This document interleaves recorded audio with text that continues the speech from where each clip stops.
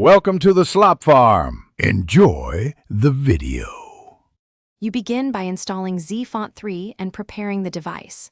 First, make sure your iOS version is compatible and that you have Alt Store or another sideload method ready.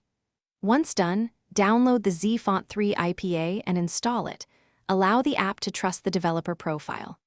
Also, create a quick backup of your current fonts and emoji settings so you can revert if needed. This avoids losing default assets and gives you a safe restore point before you change anything.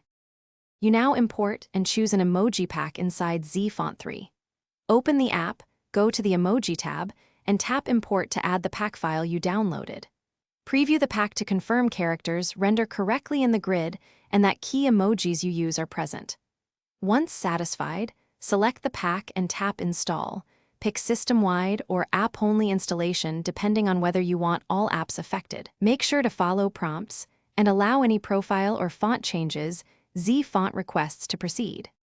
You finish by activating and verifying the new emojis. After installation, reboot or force restart the device so system fonts fully reload. Changes may not appear until you do. Then test emojis across messages, notes, and social apps to ensure consistency and that no glyphs are missing.